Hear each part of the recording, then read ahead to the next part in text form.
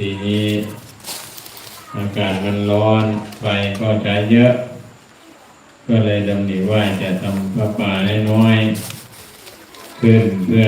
ทำโซลาร์เซลล์ให้ใช้ไฟฟ้าโซลาร์เซลล์ในตอนกลางวันก็เลยบอกคนพี่น้องไปสายบุญต่างๆทางจันทบุรีบ้างอาจารย์นพรเพิ่นก็เรียนแจ้งมาเมื่อวานว่าจะหลังสงกรานต์จะถวายแบบคนมันถวายปัจจัยมาสมทบเพราะว่าตรงนี้ก็เริ่มรวบรวมอยู่ทางโยมสระบุรีก็โอนมา10,000 กว่าบาทเมื่อกี้ว่าไม่ได้บอกเท่าไหร่คนแทนสระบุรีที่เป็นเจ้าภาพคุณแม่สามกุมาร่วมวันนี้ส่งตัวแทนมาคุณโคปานมาจากบุรีรัมย์พี่น้องการใกล้เรือนเคียงได้มาร่วมทำบุญวันนี้ให้แสงสว่างทำบุญแสงสว่างก็เลิกเดียวทำไปเป็นบางส่วนแล้ว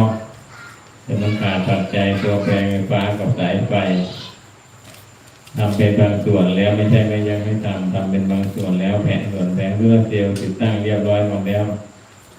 เสาปักไปหาโซลาร์เซลล์เรียบร้อยหมดแล้วเหลือแต่เสื้อแปลงไฟเอาไฟมาใช้เพื่อจะได้ประหยัดค่าใช้จ่ายในทางวัดพอเศรษฐกิจอย่างนี้บ้านเมืองเป็นอย่างนี้อันไหนมันต้องเซฟได้ก็ต้องเซฟต่อไปเพราะว่าน้ำมันก็แพงอะไรก็แพงค่าไฟก็จะขึ้นทางวัดก็เลยต้องหาวิธีการไม่ให้ลดค่าใช้จ่ายในทางวัดลงเพื่อเป็นตัวแทนต้นแบบตัวอย่างวัดต่างๆจะได้นำร่องเอาไปใช้เพื่อประหยัดงบประมาณค่า